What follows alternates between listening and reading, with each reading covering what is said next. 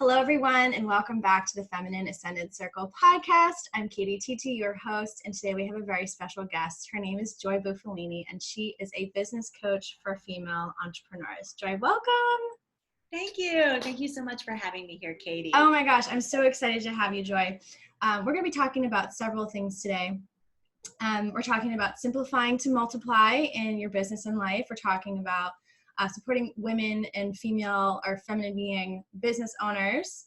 We're talking about how to say no to the pressure of having to be, do, and have everything, and a lot of good stuff. We're going to talk about Joy's story too, which is really, really powerful. So Joy, would you like to share a little bit more with the audience about what you do? Thank you, Katie. Sure. Great to see you all. My name is Joy, and I help women business owners who are stuck in the hustle, who really want to grow, have a deep passion for the work they do, but it all just seems too complicated. It's exhausting. They're working too hard. So I help them find an easier, simpler way. I have a process called the Simplify to Multiply method. And the really neat thing about it is that these are principles that you can apply to your business, but also to your life. That just helps create this ease and flow that everybody wants, but sometimes is kind of elusive. I know I've been there. Oh my goodness. Sometimes feeling like you have to take on all the things. Yes. This Superwoman Syndrome that so many of us have, right? So, and I know that our audiences here are feeling this, have been there. Maybe they're even there right now with some of the things going on in life. We all have so many different responsibilities, and the ability to scale back to expand, I know has had such a powerful impact in my life and my and also in my teachings. And talking about we were talking about before we aired this today, the power of like feng shuiing your life. And I was literally like, this is such a perfect time for this interview, because I'm actually going through my annual home simplification, minimalism process where I chuck and donate things. So it's really, really beautiful timing. So thank you so much for being here, Joy. Yeah. So I want to ask you first about your story, because I think that it's important for the audience to know where you're coming from. Your life and your story has really powerfully defined your why and your purpose, and how you really powerfully, femininely go about your daily life, and how you teach others and how you show up. So I would love to hear what brought you into this space. Oh, thank you. Yeah, it's such a journey, when you reflect back, and it's really neat to see everything was for a reason, of course, even the hard things, in life that were unexpected.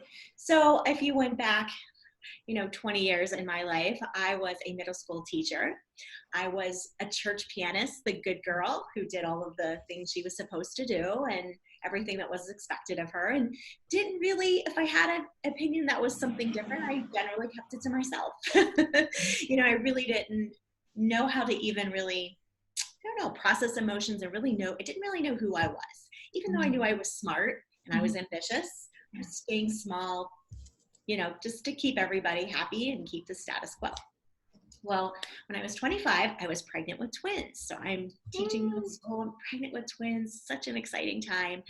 And then all of a sudden one night, the day after we had the shower for the babies and everything, I had a few symptoms that seemed a little unusual.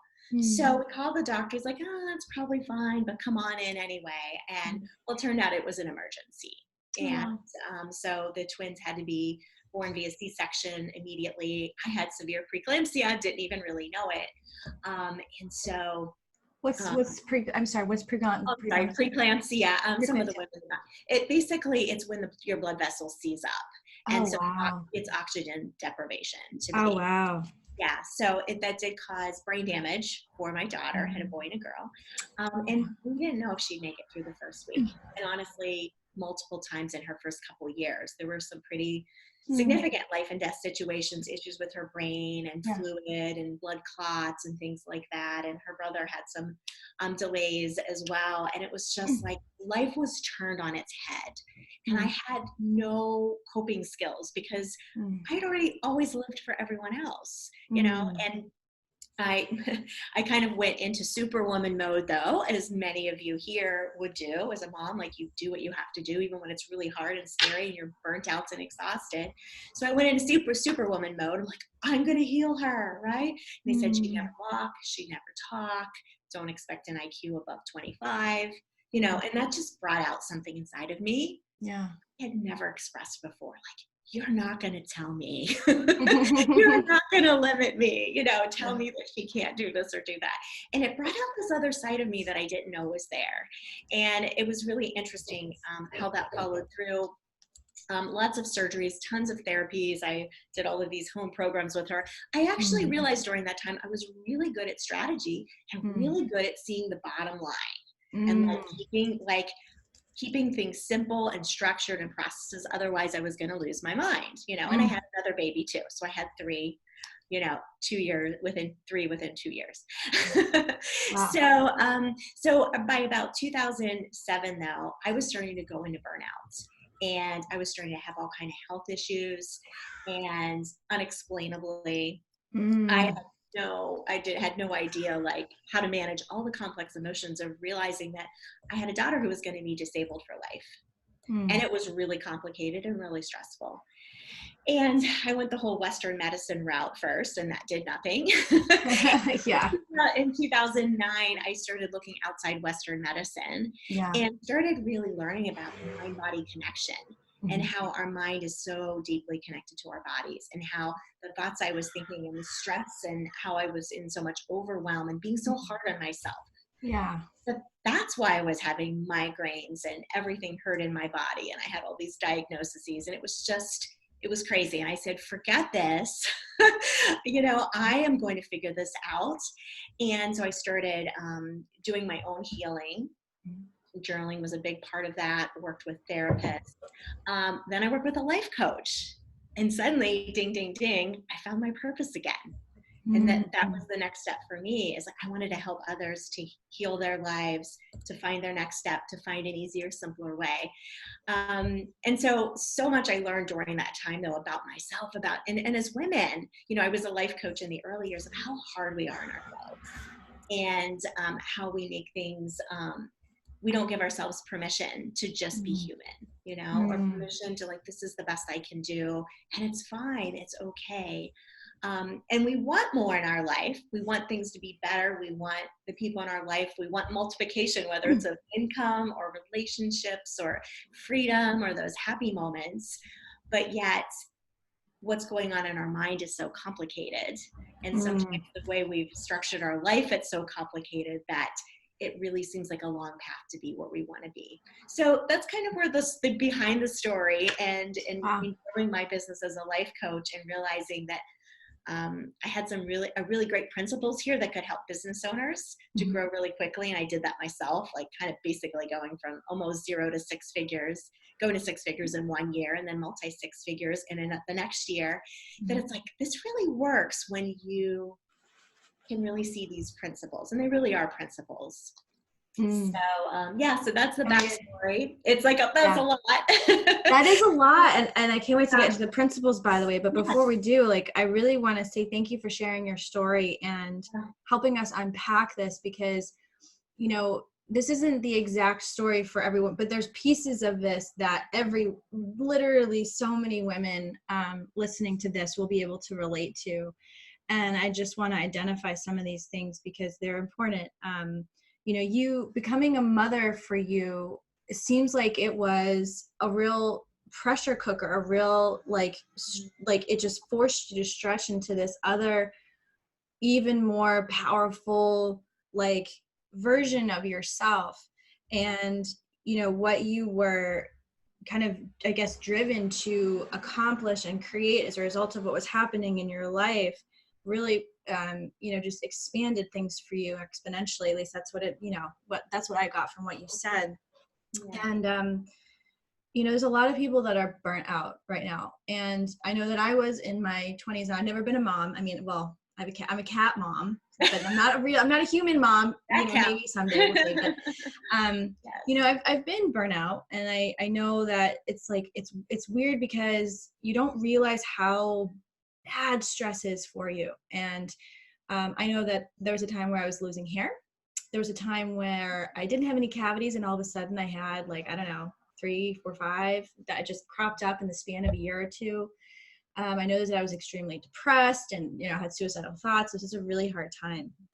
And so if this is you, or if this is, you listening to this, it is quite common. And I feel that it's quite common across just females in general. And, this kind of ingrained notion that we've all unintentionally bought into because we were raised with it, of like inequality, worthiness, and then this striving to be perfectionistic in our own lives because we have this seedling still in us of feeling not worthy, just like you said, by being human, allowing ourselves or giving ourselves permission to be human. So I love what you've been able to do with learning and growing in this, like, feeling like you have to be a perfectionist and then going completely opposite from that, and finding that, by the way, not being perfect is sometimes our greatest strength.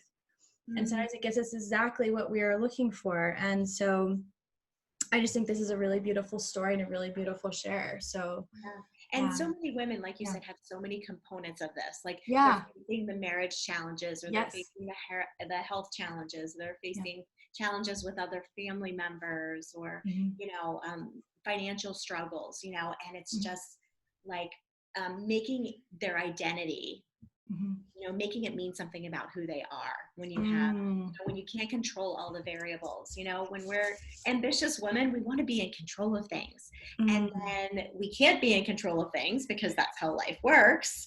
Although we can't control how we respond to them. We can't control, our part and our thinking around it, but it can be, really challenging, and it can feel scary almost to think about letting go. Simplifying can be scary for the ambitious woman because it means sometimes letting go control of all of the outcomes that we really can't control anyway. We really can't. The control's an illusion, right? It really is. Our best. I really realized that in the scenario with my daughter. I love her so much and I've got to fix her. And we put so much responsibility on ourselves to have to be the savior for others, or, I have to, this is all on me and my self-worth is dependent on this. And for those of you watching, it might be about your career, or it might be about, your relationship, or raising your kids, or, your business, whatever it is. Like, that's not who you are. That's just the circumstances that you're in right now. Thank you so much for sharing that too, because that is so powerful. I believe that there's a lot of women that identify with their careers. And so when something doesn't work out, it's almost like she's taking it personally, some directly bad reflection of her. And I think it's really powerful that you mentioned that, because it's not true. I mean, I actually, there's a friend of mine who very successful in multiple ways. Like, if you were to look at her life from the outside, you'd be like, wow, like she's got it all, whatever. But she was going through some tough times over a few months. And she said to me that one of the words that kept coming up for her was loser. That deep down, even though like consciously she knows it's not true about herself, that there was this feeling of, am I a loser because I don't have, everything perfectly figured out? And this concept that you mentioned about letting go, I often refer to as like powerfully surrendering something. It's like, we can't control everything. That's an illusion. Number one. Number two, like, when I think about the universe, and whether you're spiritual or religious or not, we have to agree that energy exists and that it's constantly moving around and that we're all connected.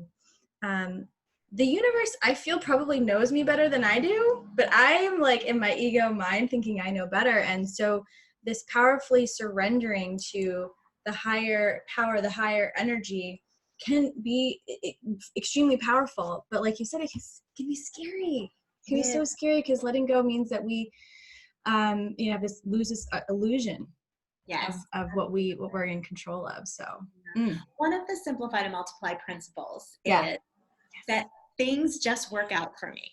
Okay. So this is kind of an interesting paradox though, because we're talking about situations when things don't seem to be working out. Right? Okay. So it's a powerful belief you hold even when you can't see evidence of it, and part of this is like what I see in my story. And this is over we're talking a span of almost 20 years from when my daughter was born, of just like, wait, life is not working out for me. This is not what I wanted. This was not on the menu for my life, Right. Yeah. But then, being able to see the bigger picture and like all the personal growth that happened, I can't tell you how many people she has encouraged and inspired. Like, she lights up their day like nobody's business by just being herself. Yeah. And that I can see the bigger picture, like things did work out for me. This is what was meant to be. But trusting that when you're in the middle of that isn't always easy. So this is the trust part of it, that like, here's what's happening, but I hold this belief that things work out for me. And sometimes they do right in the moment. Like, it's awesome. Like, you hold this positive intention and you just like, this is what's happening, and boom, like synchronicity and things just happen. And that is often the case for a lot of the women that I work with. But there are these situations in life where it's just like, this doesn't seem to be working out. To hold that like trust in the bigger picture of things, it's a muscle. It's a muscle you build, but the more that you say it and you decide it, the more that you start seeing evidence of it. Sometimes you just have to look at like, oh, look, I got a parking spot right there. Things just work out for me. Even when everything else, even when everything else seems to be falling apart, or like, oh, look at that. Like, that unexpected thing happened and that was really nice. Things just work out for me, So you can find ways to pull it from other areas of your life to start building that muscle. Very cool. Very cool. Yes, I could see you're a very powerful manifester. You're talking about parking spots. Yes. Right. When things aren't always going ideal, that's what you go to. I'm like, yeah, parking spots, maybe like free meals or things like that. You know what I mean? Sure. That's really cool. Yeah, it's like you said, trusting through the challenging times, because I believe too, those of us who are looking for an exponential growth kind of have to be willing to go through exponential challenge. Absolutely. Because you're not, the way I see it is like, you could go on this super gradual path, but if you're really looking for, having like a big exponentially growth oriented life, sometimes the universe shows you some gentle things and sometimes it gives you some really challenging stuff. So I appreciate that. Things just work out for me. I love it. So good. So good. So what are some of the other principles of the simplify to multiply? Another one is there's always an easier way. There's always an easier way. So when you declare that and decide that, when you're looking at something that seems complicated or something you don't want to do, it's just not, like, you're kind of pulling your hair out. Or even, those of you who are business owners, there's things behind the scenes in your business that seem complicated, or why don't I have more clients? Why are I not making more money? Like, to kind of step back from that and say, okay, wait, this is a belief I hold, there's always an easier way. And when you inform your mind of that, all of a sudden, like, doors were closed in your mind because it seemed like this was the only paradigm. When you start declaring there's an easier way, like, your mind is able to go in a search mission. Like, wait, there's an easier way? Let me go find that. And then your mind starts working in your favor. Like, oh, wait, I could do this. Or what happens is, like, the perfect person, texts you. Just shows up. It can help me. The help comes. The opportunities come. The ideas come that can make everything easier. But you have to first hold that belief, because when you're stuck in this is hard and exhausting and I'm stuck in this certain relationship or business model or job or whatever it is, then that's all you can see. So this is a powerful way to kind of get unstuck from whatever big situation you're facing or just this little day-to-day thing, to really help you see a bigger possibility. I love this. There's always an easier way. Wow. So the mind becomes more resourceful, or the opportunities find you. Yes. Which is often the case. Like, I know with some of my clients, how things just come out of the blue, which is, I think, the most awesome thing. And it's really not out of the blue, but it just surprises them still. Like, that person, that perfect client just came out of the blue, or this opportunity just came out of the blue, right? And it's like, well, you've changed the way you're thinking, and also just simplified things, and being really, really clear on, like, this is how it's going to be in my world. I'm going to decide how it's going to be in my world. Yeah. I love it when that happens. Joy, you are speaking my language, girlfriend. So here's a principle that this is totally, I just feel the need to share this. This is totally not in my content specifically, but this is from my daughter, Amber. And she actually said this to me in a dream. And honestly, as I think about it, now that I'm even saying it, I'm sure this is where Simplify to Multiply started to unfold. Oh my God. And said to me in the dream, she said, enjoy the simple things of life. And that's exactly how she lives life. Because of her developmental disability, things are very simple for her. She lives completely in the present moment with whoever she's with, whatever's going on. She's very present moment, very like, there's no complication going on for her. It just, it is what it is, you know? And it was such a great reminder to me to just like, yes, just be present, enjoy these simple things that are in your life right now. And you don't have to make it so hard. And sometimes we make it overly dramatic too. You know, we can get into the into the drama queen role every now and then, whether it's that time of the month or not, you know, but enjoy the simple things of life. And that's totally just a great reminder, I think, to all of us that right in front of us right now. Yeah, I really love that you shared that. What came up for me as you were talking about it was that children can be our greatest teachers. And just wanted to point out that one of the strengths that I'm experiencing in you is your ability to be receptive and listen. And you've really listened to your environment, your children, and all the experiences that you've had, and you've been able to integrate that. And I feel like that is one of the superpowers of the feminine is being able to be powerfully receptive and powerfully surrender. And you've really done that. So I just wanted to Thank you. Commend you on that. That is really, really cool. It's sometimes a messy process when you're in the midst of it. I mean, perfectly imperfect. Yes, but it is neat to be able to see like, yes, this is why we're talking. We want this for all the women watching. We do. They can find what that path looks like for them and really be open to that it's possible for them to have what they want and to create the life they want. Yeah. So follow-up question to what you just said is, for our audience members, what are some things that they can do, or I guess create or embody practice is the word I was looking for, to stretch this muscle of receptivity? Like, what would you recommend? What are your kind of go-to things? That's a great question. So one of the things there's kind of like, these are kind of on opposite ends of the spectrum, and I have to kind of know when I need which one. Okay. There are times of immersion and there are times of quiet. There are times in the cycle of life where I just need to immerse myself in all kinds of different viewpoints of personal development and spirituality, and just like learn, absorb it in like a sponge. And then there's, the next level of that, right? Of our learning and what we're taking in and all of that, and what we're ready for as well. And then I feel like needs to be like an integration period of that, where you start living it out, and you start really being intentional about not just, how many of us have read a book or we listen to an expert and we just like put it on the shelf, either physically or metaphorically, and not really live it. And I think that's the key. And then the other key is, and I'm more in this kind of period right now, time where we just need quiet. Like, we need to turn off the noise. Definitely don't turn on the news.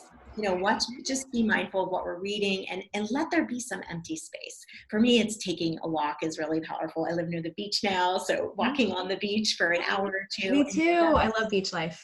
Absolutely. And just allowing quiet. And that's hard to do in our busy culture, but that's really when I can get this kind of integrated and start becoming a part of me, when I can get quiet. That's when my mind can start putting together all the threads of what's going on in life and what I'm learning, and like, And so I think there's a time for both that we all need to know. When do we need to immerse ourselves, and when we need to be quiet and let everything integrate. Yeah, Joy, I have to say, I love that so much. Going from a space for years of like always being going, always being producing, and, a mutual mentor teacher that we both talks about cyclical living. And I've been practicing this for years, but I've really dove deep into it in the last few. This idea of really like the feminine following nature and us going with our own seasons, whatever that looks like, is if we look at nature and we're trying to mirror that, because nature is always successful. It's always got it worked out. Maybe not perfectly, but it's always got it worked out. And so I'm like, we would never try to harvest all year long. That would just put too much stress on the land. So why do we do this to ourselves?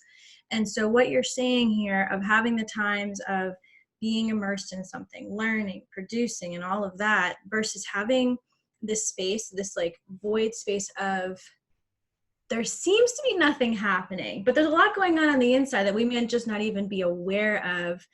And the possibilities, what I love about this space, and by the way, I used to not like this space. Right. It used to feel really challenging to me. I'm like, well, what the hell is going on in my life? It can be uncomfortable, no doubt. Yeah, it can be super uncomfortable, but I've actually really grown to love it, because what I realize is like when I trust the process and I really focus on like, I know something really cool is on the other side of this. Mm-hmm. It's like this, okay, now it goes from this empty, quote unquote, empty space to, wow, this is actually such a full space full of just pregnant with possibility. And, that I just get to like really play with like, ooh, this could be happening. This could happen. This could happen. And just really rest into that. And it's actually one of my favorite kind of personal seasons for myself now. So thank you for sharing that, because we all need quiet. We all need rest. And this is the time for integration and for, becoming pregnant with possibility. I love that. I just came up with that. It sounds kind of funny, but it makes sense to me. I don't know. It does. So cool. Let's see. And I had a couple other questions I want to ask you too. And actually so did you want to share, because I'm really loving these principles, and I feel like I didn't mean to get sidetracked, but you're just saying so many things that I really resonate with. So are there any other principles that you want to share with us regarding, maybe around, that quiet time, or anything else that's coming up for you right now? There's another one I think that fits in here really nicely, and it's everything I need is within me. I mean, it's perfect. All there, all inside us, the possibility, the potential, the ability, the opportunities, like all the resources we need are within us already, or they're in our world already. And sometimes they're a degree or two away, but it's like, it means it's in our field. Like it can come to us. It's not far away, and whether, in life or in business, like things can shift and change really quickly. Because sometimes it can seem like maybe 50 steps, between where you are and where you want to be. But when you come from this belief of like, everything I need is inside of me, first of all, that is a quieting, calming principle, because we don't have to do something outside of ourselves. It means that things can come to us naturally. So it's being in a space of receiving and allowing, goes along with that feminine principle as well. And it means that we can sort of relax a little more, because we don't have to strive for it. We don't have to go hustling, and like we were talking about burnout earlier. That's when burnout comes from, when we think we always have to hustle and strive, and it's outside of us and it's always elusive. When we firmly believe it's always inside of us, that just frees up our energy, and it frees up the possibilities too. I love that. I think that what you're seeing, this latest principle, is the perfect antidote for the I'm not enoughness that we sometimes experience. What a beautiful way to redirect that limiting belief that so many of us have. I mean, I definitely, it's probably it's something I still have to remind myself on occasion when I have a thought that I'm like, this isn't aligned. And knowing that this calming, quieting principle of like, I have everything I need is already here, is so abundant, and it's so enoughness. I just love it. I don't think I saw that connection before till you said that. That's beautiful. Perfect. Oh, I think that's fantastic. I think that's fantastic. So, and with regard to gosh, that just solves so many problems. You're blowing my mind right now. Seriously, all these principles are fantastic. They're simple. Look how simple they are. Like, you don't have to remember very much. There's so much in a few words. And that's the beauty of keeping it simple. Do you have, and I know we're going to talk a little bit more about your offerings, but I wanted to ask you, do you have like a PDF or like cheat sheet with some of these? I do. You do? Yes. Is there a place where we can get those? Because I want them. I absolutely would be happy to share. Yes. Okay. I have one that's just for my clients, and I have another version of it that I've shared in my Facebook group, for instance. Okay, great. And then we can share your Facebook group. Okay, awesome. Yeah. Cool. Well, on that note, I would love to, gosh, there's so many other things I would want to chat about, and maybe we can do another podcast, because I'm such a fan of your work, and I really love everything that we've shared today. But I also know we have to wrap up. So on that note, would love to hear more about some of the offerings you have coming up. Oh, thank you. So I have coming up, I have an event October 23rd, 24th, and 25th. And this is here in my new hometown of Clearwater, Florida. So it's on the beach, beachfront business retreat. So this is for business owners. It's called Make Your Bold Vision Real, which is really the energy of what, while Simplify to Multiply is my process and the principles, Make Your Bold Vision Real this is the energy, because that's what I want every woman to be able to do. Have a bold vision, to have the way of thinking and the practical path to make it real, to actually do it, whatever it is, whether it's to move to your dream location, which that's what I've done. I know a lot of women in my world want to do that, whether it's creating your dream business or your dream relationship or dream career, that you allow yourself to go for what you really want. So I have that event that's for business owners. I'm going to teach my Simplify to Multiply principles, the practical ones. I call it the Simplify to Multiply method. That's the strategy side of things. We're going to do some visioning. We're going to do some mapping out multiple six-figure business plans, and it doesn't matter where you're at. This will be for you, because the process works whether you're looking at having consistent 3K months or 30K months. It's really the same process, which is really cool. Same principles and process. And then if you can't make it to the event, because I know that's coming up, I also have my Make Your Bold Vision Real Facebook group, where I could make these principles available, a list of those, because they're great. I know my clients like print them out and have them on their office to remind them, throughout the day. It's a great way to kind of help you get recentered. So if you just go into Facebook and type Make Your Bold Vision Real, you'll find it. It'll come up. Yeah. Yeah, and guys, we'll have links to these things are in the verbiage of this podcast, so just feel free to check those out. And this is a very exciting time, so thank you so much for sharing everything that you have going on. Super cool. I can't wait to get all of our hands on the freebie that you mentioned with the PDF, so that's really cool. Happy to share. Thank you. Thank you so much for being here today, Joy. What a joy you are, literally. Yeah, it's been a pleasure connecting with you and having this conversation. Oh my gosh, me too. And I hope we get to do it again sometime. That would be fantastic. Love having you. All right, well, thanks everyone. And if you have any questions for us, let us know. And don't forget to check out all of Joy's offerings coming up. It's gonna be awesome. Bye.